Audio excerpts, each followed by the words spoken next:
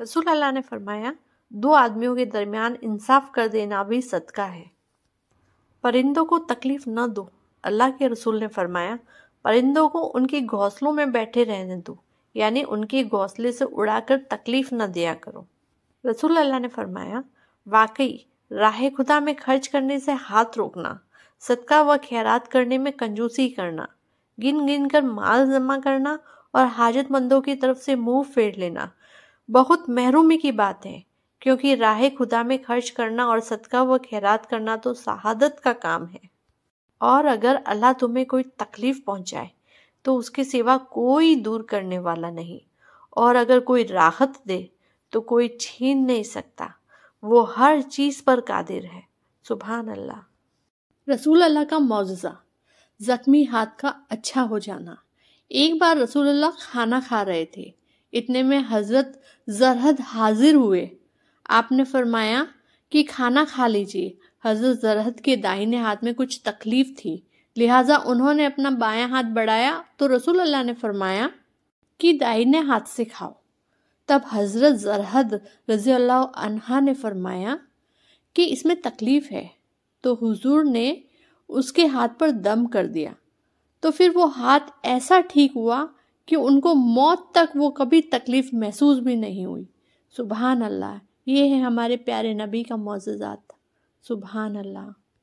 एक बूढ़ा आदमी लाठी के सहारे नबी करीम सल्लल्लाहु अलैहि वसल्लम के पास आया और उसने कहा, ए अल्लाह के रसूल, मैंने बहुत से लोगों को धोखा दिया है, अमानत में खयानत भी की है और बहुत सी बुराइयां भी की है।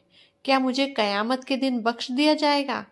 आप सल्लल्लाहु अलैहि वसल्लम ने फरमाया, क्या तुम यह गवाही देते हो कि अल्लाह के सिवा कोई हकीकी माबूद नहीं? तो उसने कहा, क्यों नहीं, बिल्कुल गवाही देता हूँ, बल्कि मैं तो ये गवाही देता हूँ कि आप अल्लाह के सच्चे रसूल हैं। तो आप सल्लल्लाहु अलैहि वसल्लम ने फरमाया कि तेरे धोखे, खयानतें और बुराइयों को इसी वक्त बख्श दिया गया है। सुभान अल्लाह। जो लोग दूसरों को अपनी दुआओं में शामिल करते हैं, खुशियां सबसे पहले उनके दरवाजे पर दस्तक देती है। जो लोग गुस्सा पी जाते हैं और दूसरों के कसूर मुआफ कर देते हैं, ऐसे नेक लोग अल्लाह को बहुत पसंद है। सुभान अल्लाह। कभी भी अपने नसीब को बुरा मत कहो, क्योंकि ये नसीब ही है कि हम प्यारे नबी की उम्मती है। अल्लाह अकबर। अल्हम्दुलिल्लाह कहने की कितनी बड़ी फजीलतें हैं। अल्लाह पाक जब किसी शख्स को नेमत अता करता है और वह उस पर एक बार अल्हम्दुलिल्लाह कहता है तो वह उस नेमत का शुक्र अदा कर देता है। अगर दूसरी बार अल्हम्दुलिल्लाह कहता है तो अल्लाह पाक उसका सवाब नए सिरे से अता फरमाता है, और अगर तीसरी बार अल्हम्दुलिल्लाह कहता है तो अल्लाह पाक उस बंदे के गुनाह माफ कर देता है। सुभान अल्लाह।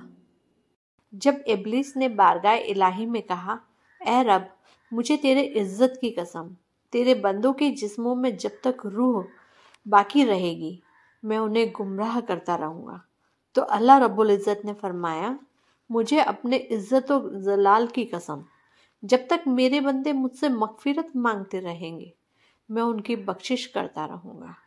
सुभान अल्लाह। प्यारे रसूल अल्लाह ने फरमाया, जब आदमी सजदे की आयत पढ़ता है फिर सजदा करता है तो शैतान रोता हुआ एक तरफ चला जाता है और कहता है, खराबी हो उसकी या मेरी। आदमी को सजदे का हुक्म हुआ और उसने सजदा किया, अब उसको जन्नत मिलेगी, और मुझे सजदे का हुक्म हुआ, मैंने इनकार किया और नाफरमानी की तो मेरे लिए जहन्नुम है।